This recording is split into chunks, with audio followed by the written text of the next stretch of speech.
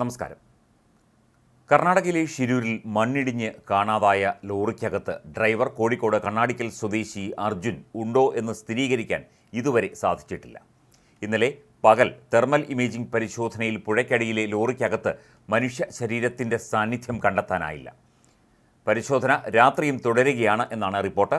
രാത്രി നദിയിലെ തണുപ്പേറുമ്പോൾ ഈ പരിശോധനയ്ക്ക് കൃത്യത ഏറുമെന്ന് തിരച്ചിലിന് നേതൃത്വം നൽകുന്ന റിട്ടയർഡ് മേജർ ജനറൽ ഇന്ദ്രബാലൻ പറഞ്ഞു. ലോറിയുടെ ഡ്രൈവിംഗ് ക്യാബിൻ തകർന്നിട്ടില്ല എന്ന് ഇന്നലെ ഡ്രോൺ പരിശോധനയിൽ വ്യക്തമായിരുന്നു. ക്യാബിനും പിൻവശവും വേർപെട്ട നിലയിലാണെങ്കിൽ പുതിയൊരു സിഗ്നൽ കൂടി കിട്ടണം. ഇന്നലെ അത്തരത്തിൽ ഒരു സിഗ്നൽ ലഭിച്ചിട്ടില്ല. സാധാരണഗതിയിൽ ക്യാബിൻ തകരാനുള്ള സാധ്യത വിരളമാണെന്ന് ലോറി നിർമ്മാതാക്കളും അറിയിച്ചു. അപകടം സംഭവിച്ചപ്പോൾ ക്യാബിൻ ലോക്കാകുന്ന സിസ്റ്റം പ്രവർത്തിച്ചിട്ടുണ്ടാകാം. അർജുൻ വാഹനത്തിനകത്തായിരുന്നുവെങ്കിൽ ക്യാബിനിൽ കുടുങ്ങിക്കിടപ്പുണ്ടാകണം. GPS വിവരങ്ങൾ പ്രകാരം അപകട സമയത്ത് ലോറിയുടെ എൻജിൻ ഓണാണ്.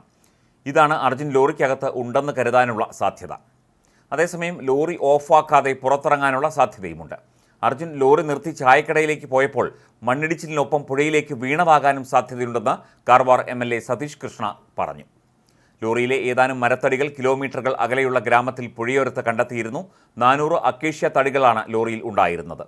കേരളത്തിൽ നിന്ന് വന്നവർ പറഞ്ഞിട്ടാണ് തങ്ങൾ കുന്നിലും റോഡിലും 6 ദിവസം തിരഞ്ഞത് എന്ന് കാർവാർ MLA സതീഷ് കൃഷ്ണ സെയിൽ നേരത്തെ പറഞ്ഞിരുന്നു.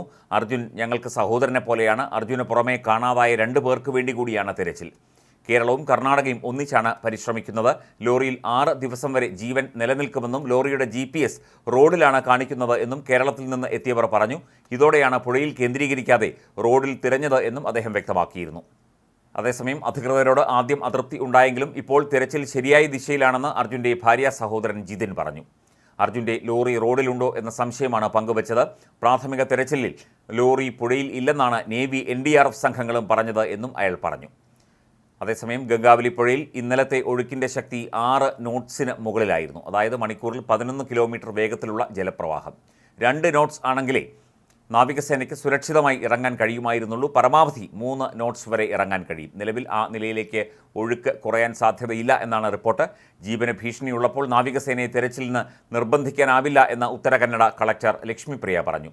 ഇതോടെ ലോറിക്കടുത്ത് എത്തുന്നത് വൈകുമെന്ന ആശങ്കയുമുണ്ട്. ഇതിനിടയിൽ മറ്റൊരു ലോഹ സാന്നിധ്യം കൂടി നദിയിലുണ്ടെന്ന് കഴിഞ്ഞ ദിവസം വ്യക്തമായിരുന്നു. ഇത് നേരത്തെ തകർന്ന LPG ടാങ്കർ ലോറിയുടെ cabin, electric high tension line tower, റോഡിൽ ഉപയോഗിക്കുന്ന ഡിവൈഡർ എന്നിവയിൽ ഏതെങ്കിലും ആകാമെന്നാണ് അനുമാനം. റോഡിൽ നിന്ന് 50 കിലോമീറ്ററിലധികം അകലെ പുഴയിൽ 5 മീറ്റർ താഴ്ചയിലാണ് അർജുൻ്റെ ലോറി എന്നാണ് ഇന്നലെ ലഭിച്ച സ്ഥിരീകരണം. ദുരന്തത്തിൽ കണ്ടെത്തിയ ഒരു മൃതദേഹം ടാങ്കർ ലോറി ഡ്രൈവർ നാമക്കൽ സ്വദേശി ശരവണയുടേതാണ് എന്ന് തിരിച്ചറിഞ്ഞു. ലോറി നിർത്തി ചായക്കടയിലേക്ക് പോയതാണ് ശരവണ. ആദ്യ ദിവസങ്ങളിൽ ലഭിച്ച 7 മൃതദേഹങ്ങളിൽ 2 പേരെ തിരിച്ചറിഞ്ഞിരുന്നില്ല.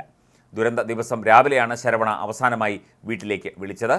അർജുൻ്റെ ലോറി എവിടെയാണെന്നും അർജുൻ ലോറിക്കകത്തുണ്ടോ എന്ന കാര്യത്തിലൊക്കെ തന്നെ ഇന്ന് വ്യക്തത വരും എന്നാണ് ഇപ്പോൾ അധികൃതർ അറിയിക്കുന്നത്. തിരച്ചിൽ ഇന്നലെ രാത്രിയും തുടർന്നിരുന്നു. ഇന്ന് രാവിലെയും തിരച്ചിൽ തുടരും എന്ന് തന്നെയാണ് അധികൃതർ അറിയിക്കുന്നത്.